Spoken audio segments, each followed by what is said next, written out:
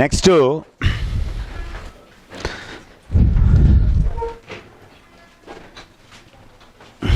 ఇంకొక టాపిక్ ఇప్పుడు మనం స్టార్ట్ చేసుకుందాం.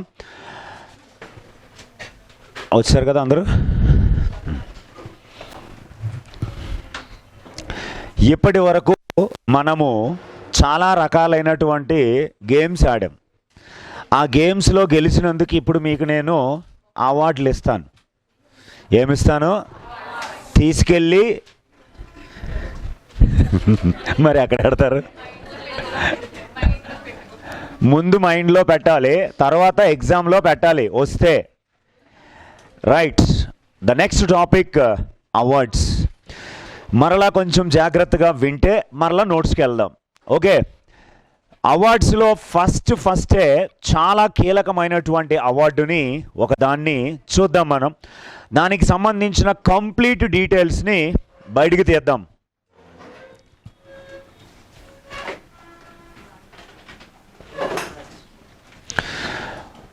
What is the first prize? What is the first prize? రాసింది కూడా చదవరా? Year 2023 Booker prize. Who is Booker here? Booker అంటే ఎవరు? సారీ, నాకే అలవాటు పోయింది. ఆప్షన్స్ ఇవ్వాలి కదా మీకు. Right, option A, those who are writing books are those who are reading books. పుస్తకాలు రాసేవారిని బుకర్ అంటారా, పుస్తకాలని చదివేవారిని బుకర్ అంటారా, లేదా కొనేవారిని అంటారా, లేకపోతే కొన్న పుస్తకాలని సెకండ్ హ్యాండ్లో అమ్మేసిన వాళ్ళని అంటారా? నో, చదివేవారిని రీడర్ అంటారు, రాసేవారిని బుకర్ సింపుల్గా బుకర్ అంటారు. అయితే ఈ బుకర్ ప్రైజ్ 2023 అందులో నమోదైనటువంటి రికార్డులు, దీని బ్యాక్గ్రౌండు, ఇందులో ఉన్నటువంటి రకాలు మీరు కన్ఫ్యూజ్ అవ్వకుండా క్లియర్ కట్గా మీకు ఇస్తాను. ఇప్పుడు బుకర్ ప్రైజ్ 2023 బుకర్ ప్రైజ్ని నవంబర్ 26న అనౌన్స్ చేయడం, ప్రజెంట్ చేయడం జరిగింది. Booker prize announced and presented on the same day. గుర్తుపెట్టుకోండి, కొన్ని రకాలైనటువంటి బహుమతులు, ప్రైజులు ప్రకటించడం ఒకసారి జరుగుతుంది, ప్రదానం చేయడం ఇంకొక రోజు జరుగుతుంది. కొన్ని బహుమతులు ప్రకటించడం, ప్రదానం చేయడం ఒకే రోజు జరుగుతుంది. అలా ప్రకటించడం, ప్రదానం చేయడం ఒకే రోజు జరిగే ఒక్క అవార్డుని చెప్పండి. ఇది కాకుండా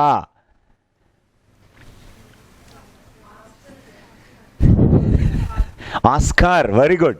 ఆస్కార్ అనౌన్స్మెంటు, ప్రజెంటేషను ఒకేసారి జరుగుతుంది. మీకు చాలా డౌట్ రావచ్చే, సార్ ప్రకటించిన పేరోడు రాకపోతే కదా డౌట్ ఉంటుంది. ఇప్పుడు నేను చెప్పిన మార్నింగ్ నుంచి ఇప్పటివరకు చెప్పిన క్లాస్లో మీకు డౌట్ రాకపోవడానికి గల కారణం ఏమిటి చెప్పండి? కాదు, మామూలుగా మీకు డౌట్ ఎందుకు రావట్లేదు నేను ఎక్స్ప్లెయిన్ చేస్తున్నప్పుడు? ఎందుకు మీకు డౌట్ రావట్లేదో నన్ను చెప్పమంటారా? నేను కరెంట్ అఫైర్స్ అప్డేట్ అవుతున్నప్పుడే మీరు ఎలా ఆలోచిస్తానో అలా ఆలోచించి మొత్తం సమాచారాన్ని గ్యాదర్ చేసుకుంటాను. దాన్ని అన్నీ చెప్పేస్తున్నప్పుడు మరి మీకెందుకు డౌట్ వస్తుంది? అంతే కదా, అన్నీ మీకు ఎక్కడ డౌట్ వస్తుందని నేను ఆలోచించి నేను తయారు చెప్తున్నప్పుడు మీకు అసలు డౌటే రాదు. నన్ను అడ్డంగా వాదించాలంటే రకరకాల డౌట్లు ఉంటాయి. మనకి సబ్జెక్ట్ ఓరియంటేషన్లో అయితే మాత్రం రాదు. అందుకే మీకు హెడ్డింగ్లోంచే క్వశ్చన్స్ని మనం ఎక్స్పెక్ట్ చేయాలి. ఇప్పుడు ప్రకటించిన వ్యక్తి ఆ రోజు రాకపోతే అందుకే ఏం చేస్తారంటే టాప్ 5 కానీ టాప్ 6 కానీ ఫైనల్కి సెలెక్ట్ చేస్తారు. వారందరినీ ఇన్వైట్ చేస్తారు. 6 వస్తారు, 5 వస్తారు, విజేతాల్లో ఒకడు ఉంటాడు. ఆస్కార్ అవార్డ్స్ కూడా అంతే, టాప్ 5ని పిలుస్తారు. Top 5 right. ఆస్కార్ అవార్డ్స్లో మొత్తం కేటగిరీస్ ఎన్ని కేటగిరీస్లో ఆస్కార్ అవార్డ్స్ ఇస్తారు? సరే, సినిమా అంటే ఎన్ని ఫ్రేమ్స్? 24 ఫ్రేమ్స్. 24 డిపార్ట్మెంట్లు కృషి చేస్తే ఒక సినిమా అవుట్పుట్ బయటకు వస్తుంది. అందుకే దాన్ని 24 ఫ్రేమ్స్ అంటారు. కాబట్టి ఆస్కార్ అవార్డు కేటగిరీస్ కూడా 24 కేటగిరీస్. ఆ 24 కేటగిరీస్లో బెస్ట్ ఇంటర్నేషనల్ ఫీచర్ ఫిల్మ్ అనే ఒక కేటగిరీ ఉంది. ఉత్తమ అంతర్జాతీయ చిత్రం అంటారు దాన్ని. ఒరిజినల్గా ఆస్కార్ అవార్డ్స్ని ఇంగ్లీష్ సినిమాలకి మాత్రమే ఇస్తారు. Other than English only one category is there, that is best international feature film, ఉత్తమ అంతర్జాతీయ చిత్రం. దాన్ని 2019 వరకు ఉత్తమ విదేశీ భాషా చిత్రం అని పిలిచేవారు, బెస్ట్ ఫారిన్ లాంగ్వేజ్ ఫిల్మ్ అని. దాన్ని ఇప్పుడు ఉత్తమ అంతర్జాతీయ చిత్రం అని 2020లో మార్చడం జరిగింది. ఎక్కడో కొడుతుంది ఇప్పుడు, ఎక్కడ డౌట్ రావట్లేదా? ఇంగ్లీష్ సినిమాలకే ఇస్తానన్నారు, ఒక్క కేటగిరీ మాత్రం ఇంగ్లీష్ సినిమా కాని దానికి ఇస్తానన్నారు. మరి RRRకి ఎలాగొచ్చింది? అంతే కదా డౌట్. RRRకే ఎందుకు వచ్చింది? సాంగ్ అయితే మాత్రం అది ఇంగ్లీష్ సాంగ్. ఏంటి ఇంగ్లీష్ సాంగ్ అంటే కాదు కదా, తెలుగు సాంగే. ఎందుకు వచ్చింది? సరే, ఎందుకు వచ్చిందో నేను చెబుతాను. నేను అడిగిన క్వశ్చన్కి మీరు ఆన్సర్ చెయ్యాలి. What is RRR?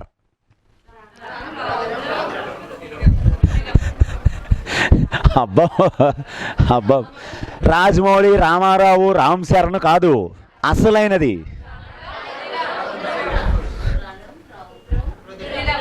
Very good. Simple ఒక లాజిక్ చెప్తాను చూడండి. అందులో 3 Rలు కదా అంటే ఫస్ట్ R రౌద్రం. మీకు రౌద్రం, కోపం వచ్చింది అనుకోండి, రణం జరుగుతుంది, యుద్ధం జరిగితే రక్తం వస్తుంది, రుధిరం. చెప్పండి, రౌద్రం, రణం, రుధిరం. ఏమో రేపు అదే అబ్రివేషన్ అడిగేచ్చేమో. జస్ట్ అటు రణము, ఇటు రుధిరము, ఇటు రౌద్రము పెట్టాడు అనుకోండి, మనకి రక్తపు చుక్కలు కారుతాయి. SS రాజమౌళిలో SS అంటే కోడూరి శ్రీశైల శ్రీ రాజమౌళి. వాళ్ళ ఇంటి పేరు కోడూరి శ్రీశైల శ్రీ రాజమౌళి. ఏమో ఆస్కార్ అవార్డు వచ్చిందని ఆ క్వశ్చన్ అడిగేస్తే ఏం చేయలేం, రాజమౌళి గారికి ఫోన్ చేయడం తప్ప. కాబట్టి చాలా ప్రమాదకరం. ఆస్కార్ అవార్డుకి ఇంగ్లీషు భాష కాని సినిమాని కూడా నామినేట్ చేయవచ్చు. కాకపోతే దానికి కొన్ని కండిషన్స్ ఉంటాయి. ఆ కండిషన్ ఏమిటంటే, అది ఖచ్చితంగా 35 mm దాటిన సినిమా ఉండాలి. 16 mm సినిమాలు ఎలిజిబుల్ కాదు. మీరు చిన్నప్పుడు పల్లెటూళ్ళలో చిన్న తెర కట్టేసి బొమ్మలు వేసారు చూడండి సినిమాలు, అది 16 mm. 16 mm కంటే ఎక్కువ ఉండాలి. ఇప్పుడు జగదాంబ థియేటర్ ఉందనుకోండి, అది ఏ mm? 70 mm. 70 mm అంటే అర్థం ఏమిటి? ఎంతకే మిల్లీమీటర్స్ ఉంటుందా? 70 మిల్లీమీటర్లు. mm అంటే మిల్లీమీటర్ అండి, అంతే. చూడండి, 70 mm స్క్రీన్ యూ షేప్లో ఉంటుంది, కర్వ్ షేప్లో ఉంటుంది, పెద్ద స్క్రీన్ ఉంటుంది మన నార్మల్ స్క్రీన్స్తో పోల్చుకుంటే. ఇప్పుడంటే అంత డెస్క్టాప్ సిస్టము, లైవ్ సినిమాలు వచ్చేసినాయండి. గతంలో బాక్సులు వచ్చి రీల్ ఉండేవి. ఆ రీల్ యొక్క వెడల్పు అండి, ప్రొజెక్ట్ బాక్స్ వేసేవారు కదా, బాక్స్ పైన ఒకటి తిరిగితే కిందన ఒకటి తిరిగితే మధ్యలో రీల్ ఇలా వెళ్ళేది. ఆ రీల్ యొక్క వెడల్పు, దానికి చిన్న హోల్స్ కూడా ఉంటాయి పక్కన, ఆ రీలు వెడల్పు 70 mm అని. కొంచెం ఎక్కువ వెడల్పు ఉంటుంది కాబట్టి స్క్రీన్ సైజ్ కూడా పెద్దగా ఉండాలి. ఆ ప్రొజెక్షన్ అనేది పెద్ద బొమ్మగా కనిపిస్తుంది, అందుకోసమని అలా పెడతారు. స్క్రీన్ సైజ్, రీల్ సైజ్ అది 35 mm అంటే దానికంటే కొద్ది ఉంటుంది. 16 mm అంటే ఇంకా చిన్నగా ఉంటుంది. కాబట్టి అలా అది ఖచ్చితంగా 35 mm దాటి ఉండాలి. ఆ సినిమా డైలాగ్స్ తెలుగులో వస్తున్నప్పుడు కిందన ఇంగ్లీష్ సబ్టైటిల్స్ పడాలి. పడుతూ అమెరికా దేశంలో హౌస్ఫుల్ కలెక్షన్స్తో కనీసం 7 రోజుల పాటు ఆడాలి ఆ సినిమా. ఆడితే the type of movies will be eligible for the all categories Oscar awards. ఏ కేటగిరీకైనా నామినేట్ చేయొచ్చు. అలా ఆడింది కాబట్టే, అలా నామినేట్ అవ్వడం ఎంత ఎత్తో అది అవార్డు పొందడానికి మరింత ఖర్చు పెట్టాలి, ప్రచారం చేయాలి, ఓటింగ్ చేయాలి కాబట్టి మరింత ఖర్చు పెట్టాలి. భారీగా ఖర్చు పెట్టి దానికి ఆస్కార్ అవార్డు తెప్పించారు. నాకు తెలిసి అయితే ఆ పాఠాలకు అర్థమవకి ఇచ్చేశారు, నిజంగా వాళ్ళకి అర్థమవకి ఇచ్చేశారు. లేకపోతే కాలభైరవను ఇంకొక సింగర్ ఎవరు, రాహుల్ సిప్లిగంజ్లో అక్కడ ప్రదర్శించడం ఏమిటి, ఇద్దరు డ్యాన్స్ చేయడం ఏమిటి, అందరూ స్టాండింగ్ ఓవేషన్ ఇవ్వడం ఏమిటి. ఆస్కార్ కొడక్ థియేటర్, దాన్ని డాల్బీ థియేటర్ అంటారు. ఆస్కార్ అవార్డులు ప్రజెంట్ చేసే థియేటర్ పేరు డాల్బీ థియేటర్. గతంలో దాన్ని కొడక్ థియేటర్ అనేవారు, కొడక్.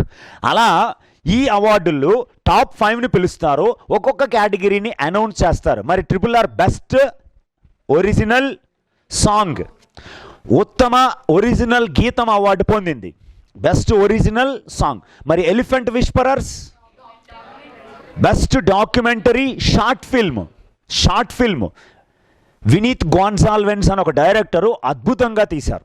కార్తికీ గోన్సాల్వెన్స్, వినీత్ జీ మోంగా నిర్మాత ఆ సినిమాకి. తమిళ్ ఫిల్మ్ అండి, నెట్ఫ్లిక్స్లో స్ట్రీమ్ అయింది. అది 80 minutes ఎంతో అండి మొత్తం కలిపి ఆ సినిమా, 40 minutes. దానికి అద్భుతం అండి. రెండు ఆస్కార్ అవార్డులు రావడం జరిగింది, the elephant whisperers and RRR Naatu song, best original song category. అయితే ఇక్కడ ఆ రికార్డుని భారతదేశంలో ఏ సినిమా ఇప్పటి వరకు పొందలేదండి. Direct Indian film Oscar award ఎప్పటికీ పొందలేదు. భారతీయులు పొందారు, కానీ భారతీయ డైరెక్ట్ ఫిల్ము ఆస్కార్ అవార్డు పొందడం ఇదే ఫస్ట్, అది RRR. అలా టాప్ 5ని పిలుస్తారు, పిలిచి వారికి ఎవరైతే విన్నర్ ఉంటారో వారికి ఇచ్చేయడం జరుగుతుంది. మరి ఈ కేటగిరీని అనౌన్స్ చేసింది ఎవరు? దీపికా పదుకొనే. బెస్ట్ ఒరిజినల్ సాంగ్ని అనౌన్స్ చేసి వారిని పిలిపించింది, ఇచ్చింది. చూడండి, బెస్ట్ ఒరిజినల్ సాంగ్కి 2 షీల్డ్స్ ఇస్తారు, ఒకటి రైటర్కి, మ్యూజిక్ డైరెక్టర్కి. రైటర్ ఏమో Chandrabose and music composer Keeravani, Marakathamani Keeravani అండి, MM. ఓకే, అలా ఈ అవార్డు. అలాగే భారత రత్న అవార్డు ఉందనుకోండి, అది అనౌన్స్మెంట్ ఒకసారి, ప్రెజెంటేషన్ ఇంకొకసారి. నోబెల్ ప్రైజెస్ ఉన్నాయనుకోండి, అనౌన్స్మెంట్ ఒకసారి, ప్రెజెంటేషన్ ఒకసారి. సాహిత్య అకాడమీ అవార్డ్స్ ఉన్నాయనుకోండి, అనౌన్స్మెంట్ ఒకసారి, ప్రెజెంటేషన్ ఒకసారి. అలా కాకుండా కొన్ని మాత్రమే అనౌన్స్మెంటు, ప్రెజెంటేషను ఒకేసారి జరుగుతుంది. అందులో బుకర్ ప్రైజ్ కూడా ఉంది. ఎప్పుడు అనౌన్స్ చేశారు? 26 November. స్పెషాలిటీ ఏమిటి? Constitution day. Another one national milk day, జాతీయ పాలు దినోత్సవం. Another one Mumbai attacks. ఎప్పుడు జరిగాయి? November 26, 2008, 2008లో ముంబై తాజ్ హోటల్, ఓబ్రాయ్ హోటల్, అక్కడ దాడులు జరిగాయి. ఛత్రపతి శివాజీ టెర్మినల్ రైల్వే స్టేషన్లో 166 మంది అధికారిక లెక్కల ప్రకారం మరణించారు. ఇదే November 26. అయితే ఈ November 26న దీన్ని లండన్లో ప్రకటించి ప్రదానం చేశారు. Who is the winner? చాలా ఇంపార్టెంట్.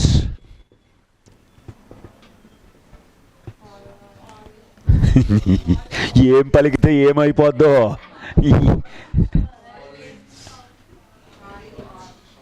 ఎవరమ్మా? Paul Lynch. అయితే ఈ పాల్ లించ్ ఇక్కడ క్వశ్చన్స్ని చాలా డిఫరెంట్గా అడుగుతాడు. హీ బిలాంగ్స్ టు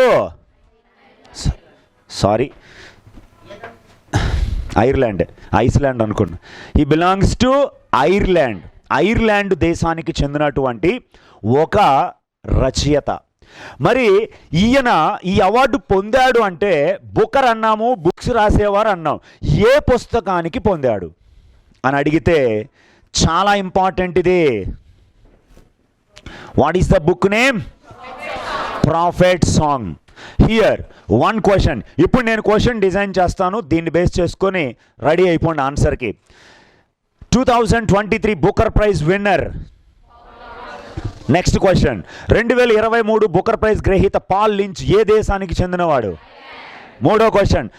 ఐర్లాండ్ రచయిత పాల్ లించ్ 2023 బుకర్ ప్రైజ్ పొందాడు ఈ పుస్తకానికి. Prophet song. అయితే చాలా కీలకమైన అంశం ఏమిటంటే టాప్ 6ని సెలెక్ట్ చేస్తారు.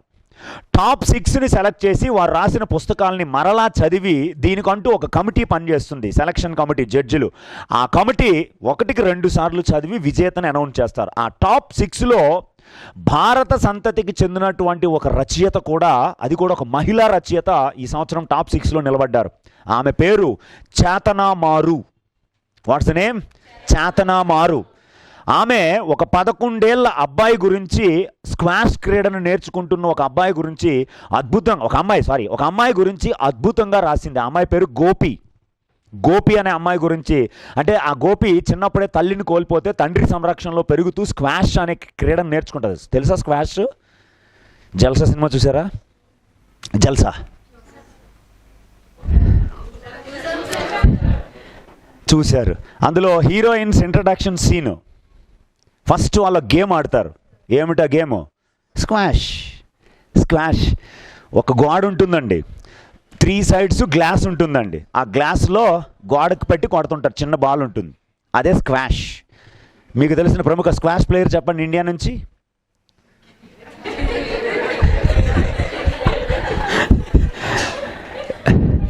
దీపికా పల్లికల్. విన్నారా పేరు? సరే, ఇప్పుడు మీరు వింటారు చూడండి. దినేష్ కార్తీక్ చేసుకున్న రెండో భార్య దీపికా పల్లికల్. ఇంకెవరు? దీపికా పల్లికల్. దినేష్ కార్తీక్ తెలుసు కదా? తెలుసు, క్రికెటర్. ఒక పడి లేచిన కెరటం. మీ కాంపిటేటివ్ ఆస్పిరెంట్స్కి ఆయన ఒక ఆదర్శం, మామూలుగా కాదు. వాడు మురళీ విజయ్ బెస్ట్ ఫ్రెండ్స్, వాడు క్రికెటరే. దినేష్ కార్తీక్ వైఫ్కి ప్లస్ ఈ మురళీ విజయ్కి ఒక ఇల్లీగల్ కాంట్రాక్ట్ ఉంది. దాంతో ఆ విషయం తెలిసి నా ఫ్రెండే నన్ను మోసం చేశాడని చెప్పి దినేష్ కార్తీక్ పూర్తిగా డిప్రెషన్లోకి వెళ్ళిపోయి సూసైడ్ చేసుకుందాం అనుకున్నాడు. అలాంటి వ్యక్తిని అద్భుతంగా ట్రైనప్ చేసి జిమ్లో కూర్చోబెట్టి రకరకాలైనటువంటి ఎక్సర్సైజెస్ చేయించి డిప్రెషన్లోంచి బయటికి తీసుకొచ్చి అద్భుతమైన క్రీడాకారుడిగా మళ్ళీ తీర్చిదిద్దారు. ఆ జిమ్లో పరిచయమైన అమ్మాయి స్క్వాష్ క్రీడాకారిణి దీపికా పల్లికల్. ఆ స్టోరీ అంతా తెలిసి తర్వాత మ్యారేజ్ చేసుకుంది. అమ్మాయిని వదిలేశాడు, ఫస్ట్ వైఫ్ని. దినేష్ కార్తీక్, దీపికా పల్లికల్. గుర్తుపెట్టుకోండి, ఆ స్టోరీ కాదు, అలాంటివి మనకు బాగా గుర్తుంటాయి. ఓకే, కాబట్టి ఇది చేతనా మారు, ఆ స్క్వాష్ ప్లేయర్ గురించి అద్భుతంగా రాశారు. ఆమె ఫైనల్కి వచ్చింది కానీ అవార్డు అయితే పొందలేకపోయింది. ఈ అవార్డు పొందినటువంటి వారికి వచ్చే నగదు బహుమతి ఎంత అంటే 50,000 pounds. This is the symbol for pound symbol ఇది. 50,000 పౌండ్లు నగదు బహుమతిగా అందించడం జరుగుతుంది. Around 53 lakhs in Indian currency. 53 లక్షల వరకు నగదు బహుమతి వస్తుంది. అయితే ఈ బుకర్ ప్రైజ్ని చాలా ఇంపార్టెంట్, చాలా బాగా గుర్తుపెట్టుకోండి. 1969లో ప్రారంభించడం జరిగింది. When it was ఇన్స్టిట్యూటెడ్ 1969. ఈ అవార్డుని బుకర్ మెక్ కానల్ ప్రైజ్గా ఫస్ట్ ప్రారంభించారు. అలా ప్రారంభించిన ఈ బుకర్ ప్రైజ్ని ప్రారంభంలో ఇనీషియల్గా ఇంగ్లీషు భాషలో పుస్తకాలు రాసిన కామన్వెల్త్ రైటర్స్కి మాత్రమే ఇచ్చేవారు. Initially, the award given to the Commonwealth English writers. Commonwealth countries అంటే ఏవి?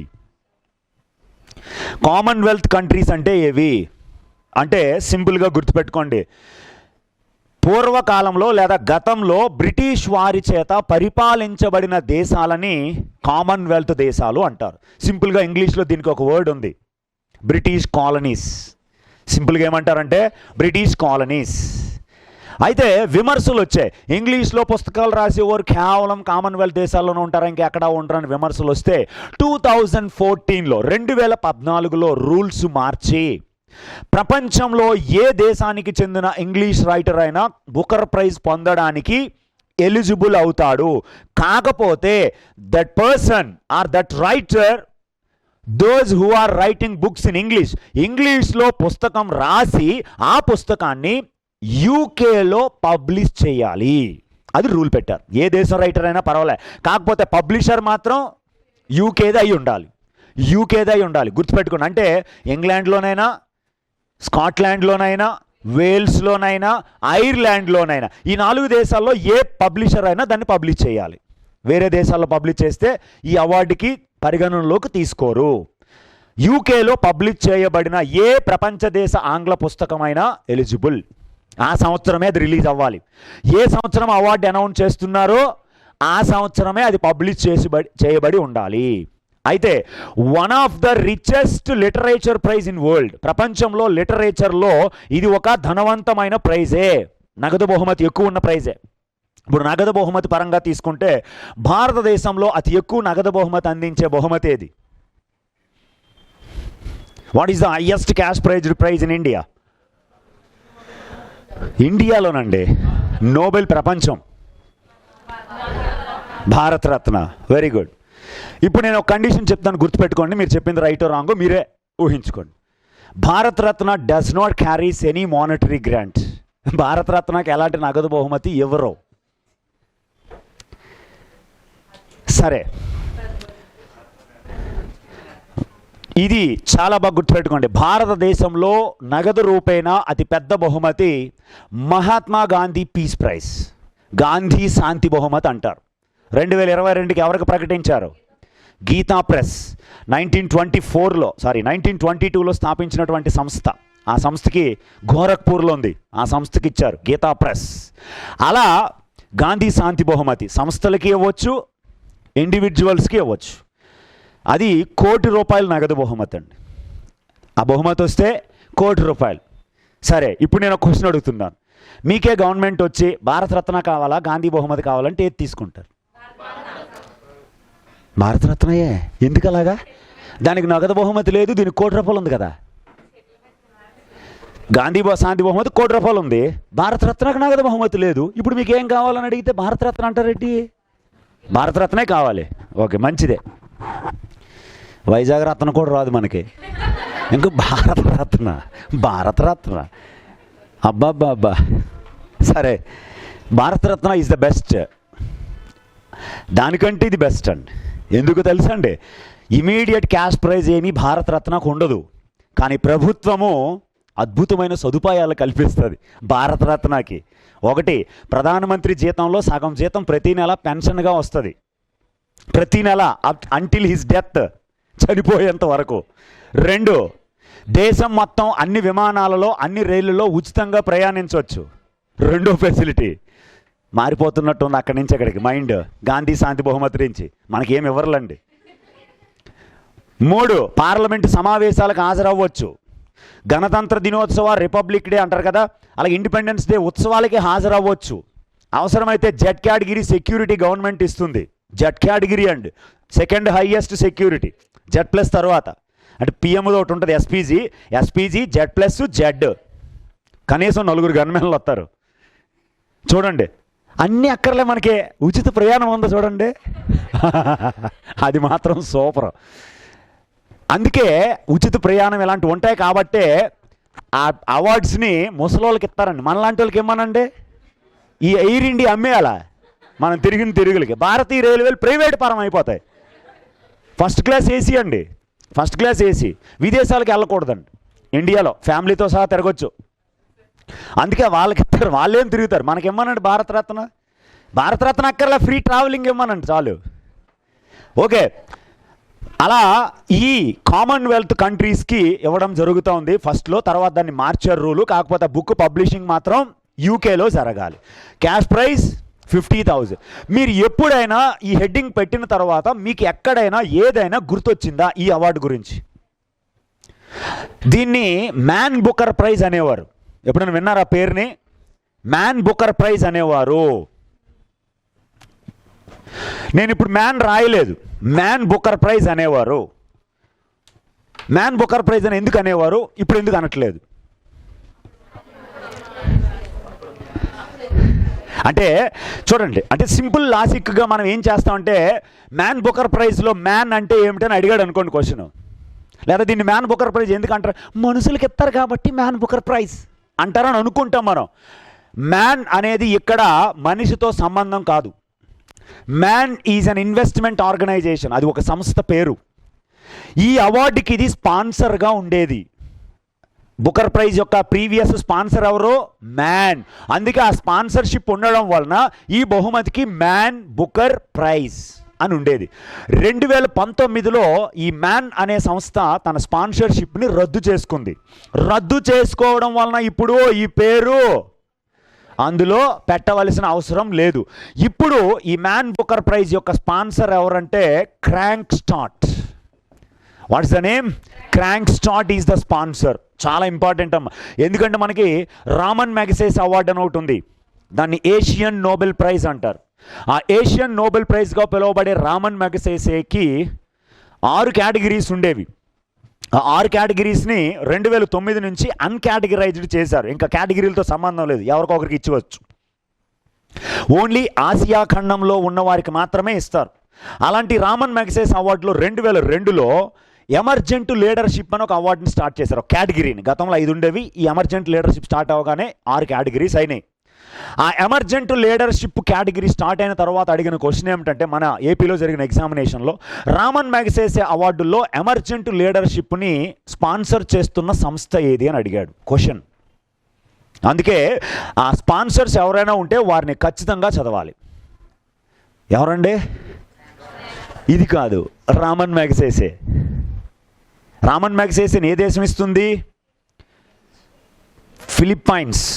ఫిలిప్పైన్స్ అండి, మనీలాలో ఇస్తారు. ప్రతి సంవత్సరం ఆగస్టు 31న ప్రజెంట్ చేస్తారు. ఎందుకంటే రామన్ మెగసేసే పుట్టినరోజు. ఫిలిప్పైన్స్ మాజీ అధ్యక్షుడు అండి ఆయన. విమాన ప్రమాదంలో చనిపోతాడు 1957 మార్చిలో. 1957లో రామన్ మెగసేస్ అవార్డుని స్టార్ట్ చేశారు. ఆచార్య వినోబా భావే ఫస్ట్ ఇండియన్ అండి.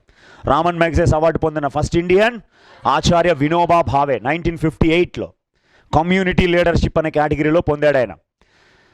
అలాగే మనకి చాలా ఇంపార్టెంట్ లేటెస్ట్ 2023లో రవి కన్నన్, ప్రముఖ ఆంకాలజిస్ట్, వైద్యుడు అండి, డాక్టర్ పొందాడు. ఏం పేరు? ఎందుకు అంత మొహమాటం రవి పేరు చెప్పడానికి?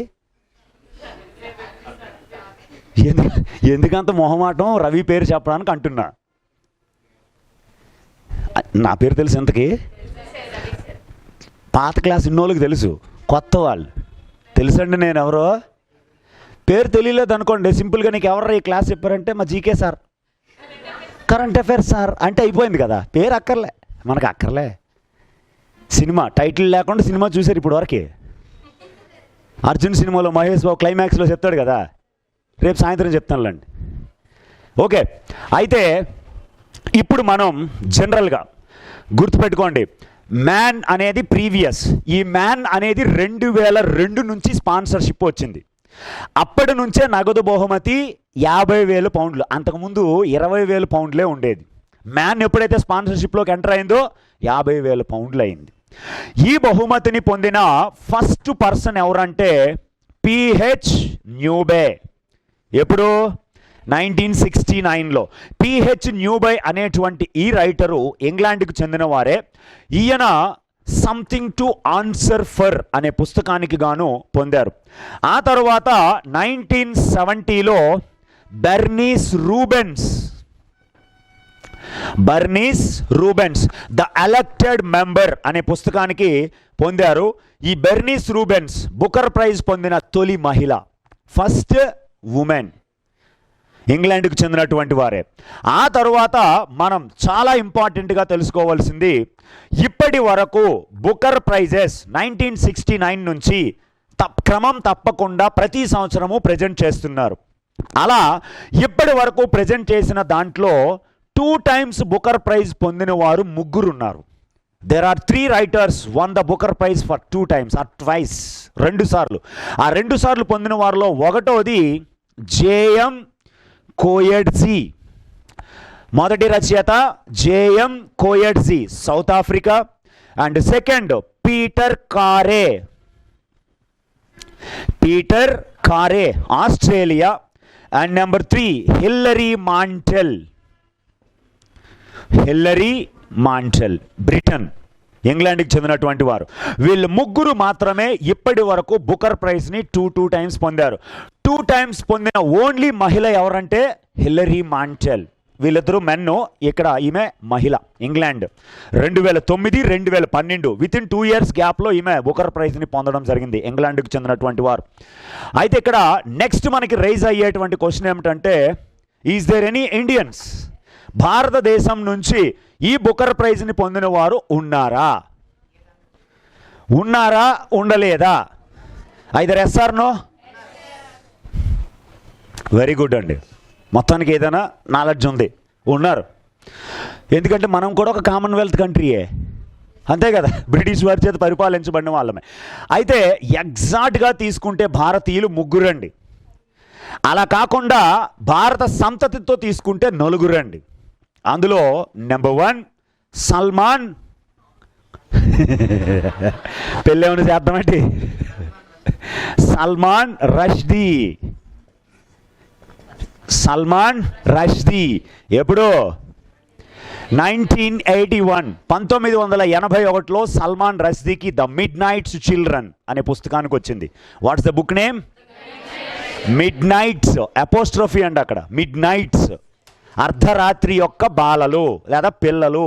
ఎవరు వాళ్ళు? భారతీయులే.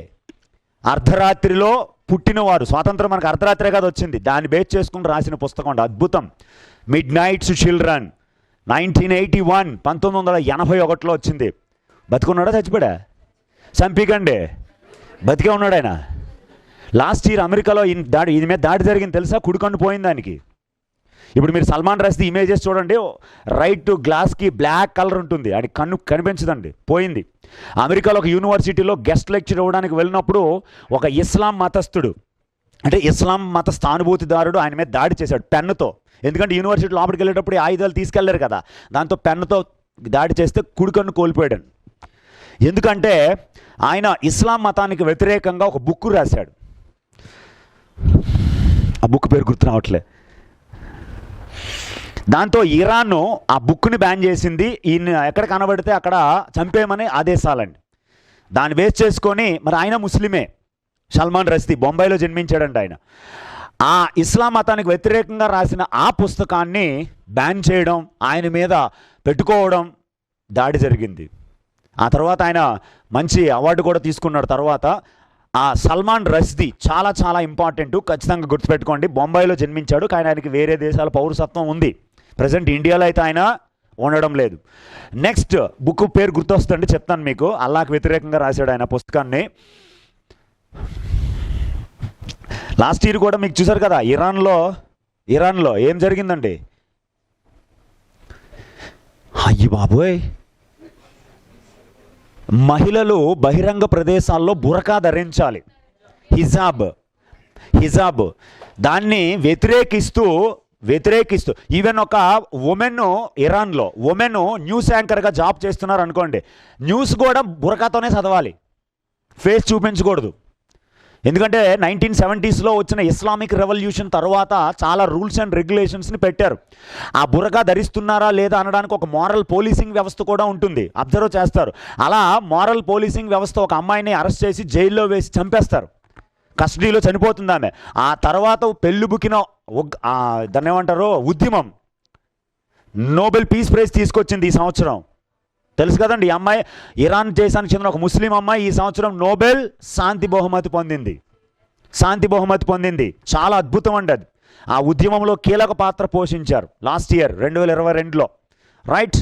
అయితే సల్మాన్ రష్దీ. ఆ తర్వాత Arundhati Roy 1997 for the book God of Small Things. What's the book name? God of Small Things. Next, third one, Kiran Desai. Kiran అని రాసినండి, మెన్ అనుకోకండి, ఉమెన్ అండి. Kiran Desai in 2006. Inheritance of loss పుస్తకం పేరు, ఇన్హెరిటెన్స్ ఆఫ్ లాస్ అనే పుస్తకానికి. నెక్స్ట్ ఫోర్త్ వన్,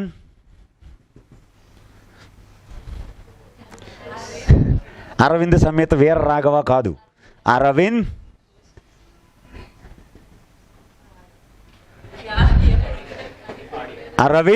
అడిగా in 2008. The book White Tiger పుస్తకం పేరు ఏమిటండి? White Tiger. ఈ ఎగ్జాక్ట్ ఇండియన్స్ అయితే ముగ్గురు, ఎన్ఆర్ఐస్తో కలుపుకుంటే నలుగురు: Salman Rushdie, Arundhati Roy, Kiran Desai, Aravind Adiga. There is no Indian after 2008. There is no Booker prize for any Indian. అయితే ఇక్కడ నుంచి కొంచెం మనం ముందుకు వెళితే బుకర్ ప్రైజ్ని 1969లో ఎస్టాబ్లిష్ చేశారు. ఎస్టాబ్లిష్ చేసిన తర్వాత 1993కి వచ్చేటప్పటికి 1969 నుంచి ఎన్ని సంవత్సరాలు, ఎన్నో వార్షికోత్సవం జరుగుతుంది, యానివర్సరీ? 1969 నుంచి 1993కి 25th యానివర్సరీ, దాన్నే సిల్వర్ జూబ్లీ. సిల్వర్ జూబ్లీ జరిగిన సందర్భంగా 1993లో ఒక స్పెషల్ అవార్డుని ప్రకటించారు, Booker of the Booker. Confuse అస్సలు అవ్వద్దండి, కన్ఫ్యూజ్ అస్సలు అవ్వద్దు. Booker prize, Booker of Booker prize ఏమిటి అనుకోకండి. బుకర్ ప్రైజ్లోనే ఆ బుకర్ ప్రైజ్ను ప్రారంభించి 25 years అయిన సందర్భంగా ఒక స్పెషల్ అవార్డు ఆ ఒక్క ఇయరే, ఏ ఇయరు 1993లో బుకర్ ఆఫ్ ద బుకర్ అని ఒక ప్రైజ్ని ప్రకటించారు. ఈ అవార్డు ఏమిటంటే 1969 నుంచి 1993 వరకు సంవత్సరానికి ఒక్కొక్క రైటర్ వస్తుంటాడు. వాళ్ళలోనే బెస్ట్ రైటరు, బెస్ట్ బుక్ని ఎంపిక చేసి ఆ సంవత్సరం ఇచ్చారు. దానివల్ల వారికి సేల్స్ పెరుగుతుంది, మంచి గుర్తింపు వస్తుంది. రైట్. నెక్స్ట్ అండి, ఈ అవార్డును ప్రారంభించి 40 సంవత్సరాలు 40th యానివర్సరీ వచ్చింది. ఎప్పుడు? 2008లో బెస్ట్ ఇన్ ద బుకర్ అనే స్పెషల్ అవార్డుని ఇచ్చారు. Best in the Booker. అయితే సేమ్ మరలా 1969 నుంచి 2008 వరకు బుకర్ ప్రైజ్ పొందిన మళ్ళీ అవే పుస్తకాలని పరిగణలోకి తీసుకున్నారు. ఇక్కడ ఓన్లీ జడ్జిలే చూశారు. ఇక్కడ కష్టం అవడంతో పబ్లిక్ ఓటింగ్ పెట్టారు జడ్జిలతో పాటుగా. దాంతో ఈ బుకర్ ఆఫ్ ద బుకర్ 1993లో, బెస్ట్ ఇన్ ద బుకర్ 2008లో మిడ్ నైట్స్ చిల్డ్రనే పొందింది. 2 స్పెషల్ అవార్డులు కూడా ఎవరికి వచ్చింది? Midnight children was written by Salman Rushdie. Already 1981లో బుకర్ ప్రైజ్ పొందింది, 1993లో అందులో బుకర్ ఆఫ్ ద బుకర్ పొందింది, 2008లో best in the Booker prize కూడా ఈ అవార్డు, ఈ పుస్తకానికే వచ్చింది. ఆ తర్వాత మరలా 2018లో ఈ అవార్డుకి 50th యానివర్సరీ అవడం వలన గోల్డెన్ మ్యాన్ బుకర్ ప్రైజ్ని ప్రకటించింది. సేమ్ మరలా 69 నుంచి 2018 వరకు 50 పుస్తకాలని పరిశోధించి చేస్తే ఈసారి కెనడా జాతీయుడు, శ్రీలంకలో జన్మించి కెనడాలో స్థిరపడినటువంటి మైకేల్ వండార్డ్జీ రచించినటువంటి ద ఇంగ్లీష్ పేషెంట్ అనే నవల పొందింది. గోల్డెన్ మ్యాన్ బుకర్ ప్రైజ్ ఎవరు పొందారు? The English patient. ఇది 1992లో బుకర్ ప్రైజ్ పొందింది, 2018లో గోల్డెన్ బుకర్ ప్రైజ్ పొందింది. ఇది గుర్తుపెట్టుకోండి. ఓకే. బుకర్ ప్రైజు, అందులో సబ్ ప్రైజెస్, యానివర్సరీ ప్రైజెస్.